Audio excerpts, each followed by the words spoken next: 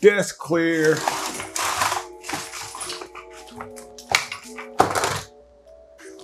There's so much crap on my desk. I just took everything, swept it to one side, just get all that out of the way. Because we got important things to talk about today. We got very important, what is that? That's some market tire things. Let's just get that out of the way. Look, some tape and some other stuff. All right, so look what I got, guys. I got a lot of batteries. That should be interesting, right? Another video for that though. Today, we're gonna talk about what's in the box. So this came from Gizmo. I think that's Reflex Racing. Came from Reflex Racing. It's a box. And I did not expect to get this until the end of the week, but we got it. Let's go ahead and stab ourselves with this thing, because apparently I don't need it. Oh, look at that. And not only that, look at that. Skadoosh. Two of the new Reflex Racing RX28s.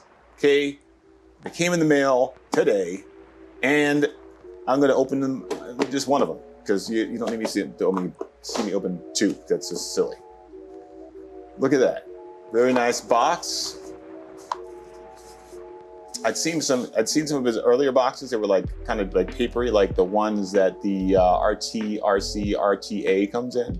But this is a very solid cardboard box, looking very schwanky. Let's open up and see what we've got inside. Ooh, look at all those parts.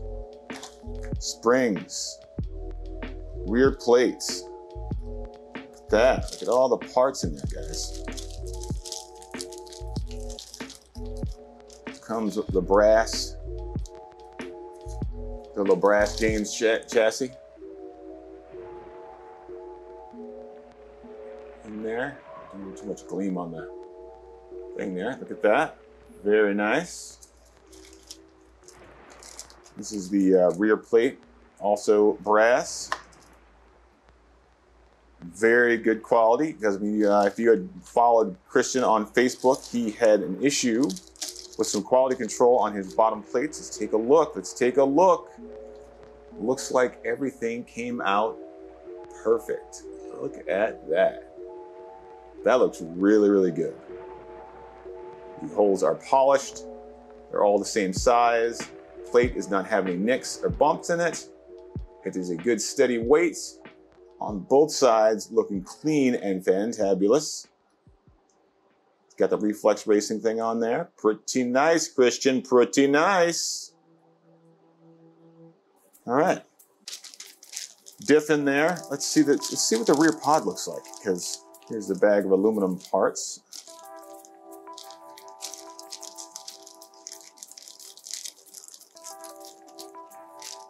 Ooh, very nice quality. Very light.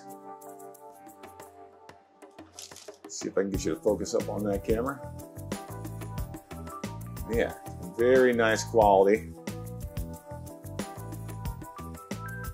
Looks very precise. Very good. All right.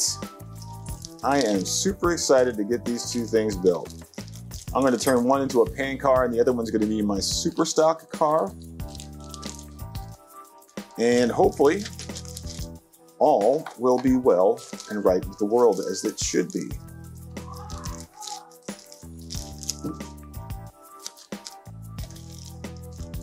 All right. Beyond that awesome box of awesomeness, let's talk about this year of our Lord, 2022. You guys can look at these while I run over and grab the cars I'd like to talk about. It's been a great year. A great year. 22 has been amazing. I'm gonna play with the couch, you guys. It's time. All right. So, of course, this car came out in this year of our Lord 2022. Right now it is the 5th of July. Hope everybody had a great 4th. This car came out. The GLA Giulia came out. The MRZ 1.1 came out. The MRT, I think that came out this year. The MRT by Atomic came out. The SZ2 came out this year. And also the RTA, or the RTRC RTA V1.2 came out this year. So many amazing vehicles.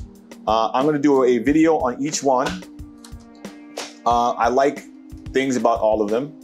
I mean, there are also some other things we've mentioned that came out. I think most of Reflex Racing's kits came out this year.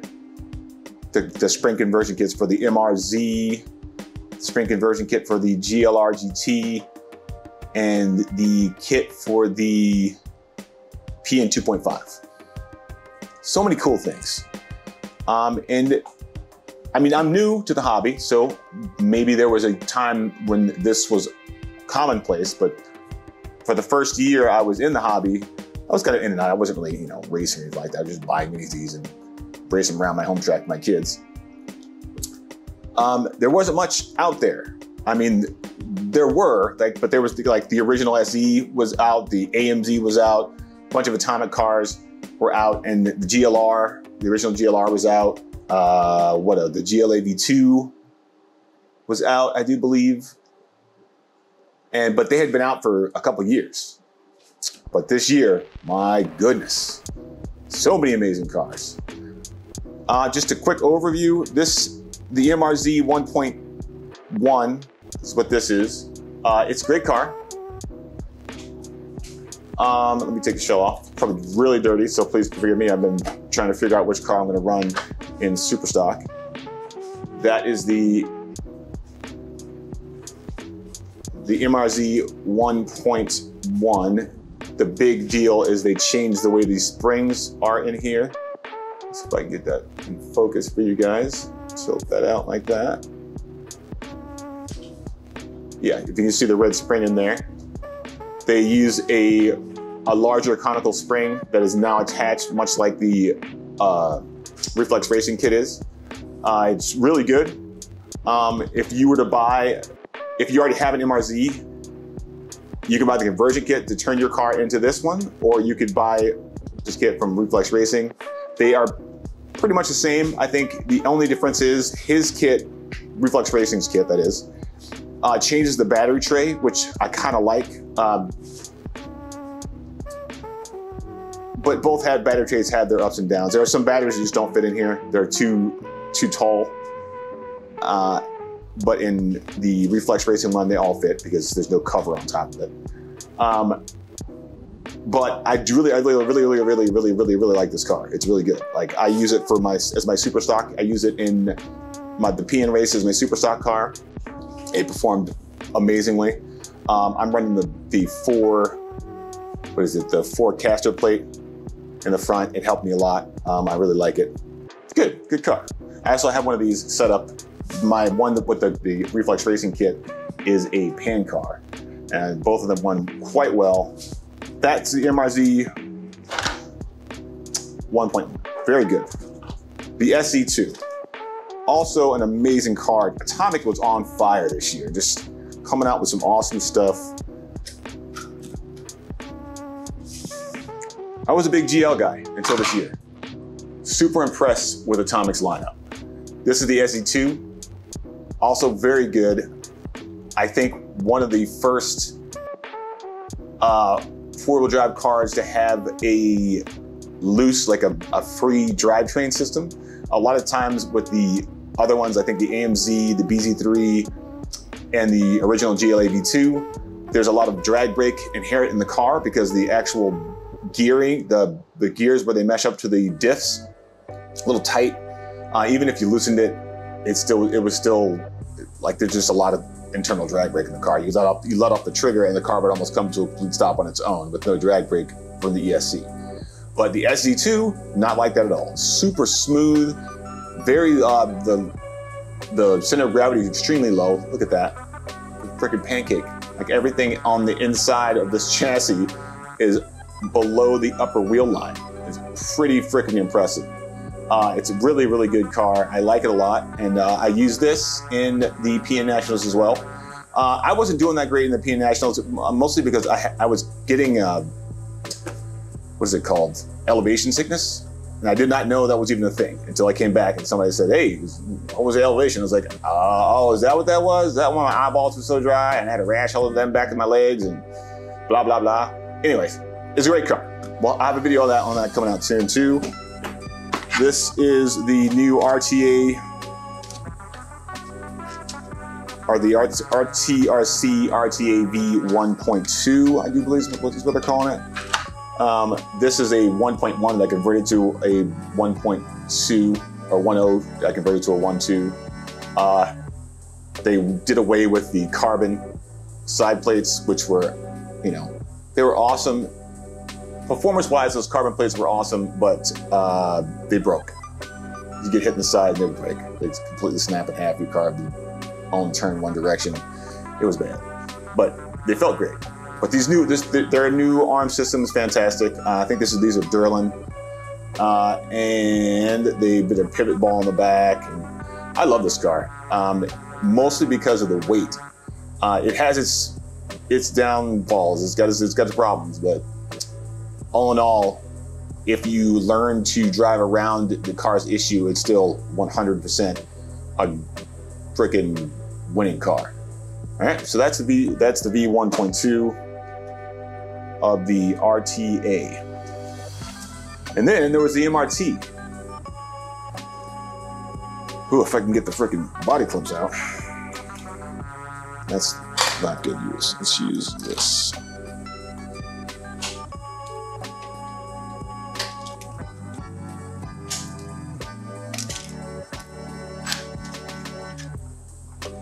This is the Atomic MRT.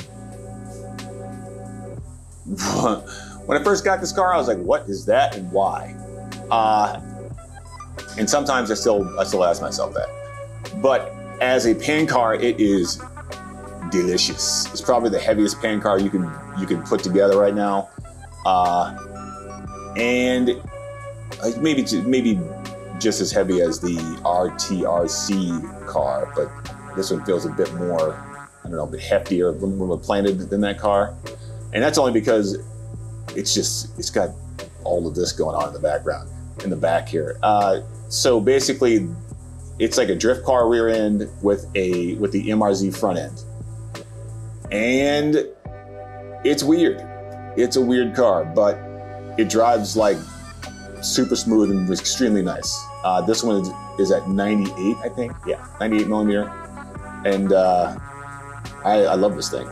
It goes, it's like maybe the second or third fastest car I have as a pan car. The only issue is you got to gear up pretty high. You see the size of that freaking gear. Look at the size of that freaking gear. It's like a 31. You're almost going 1-to-1 on that sucker. And that's not the only Atomic car that does that. I mean, not a 31, but anyways, it's really fast, really good, really smooth, really great car. Now, move on down to the Giulia Giulia. Now, this car just came out. Not as new as Christian's car, but I guess it was GL's clap back at the SZ2. Basically, it is the same as the GLA V2, except they freed up the drivetrain like the SZ2, so it doesn't have a lot of internal drag brake like the like the GLA V2. This one's 102 millimeter. Not really sure why they did that, but you can't really tell. It doesn't feel like it's any harder to get around the corners. It does lack a little steering, in my opinion, but that might just be a setup thing right now. I haven't had that much time with it, but as it goes right now, it's really good. It's a really good car. If you look at this ESC setup here, very clean. The way that they created an ESC that mounts to the side of the motor, very cool. I think I got a 6800 kV in there.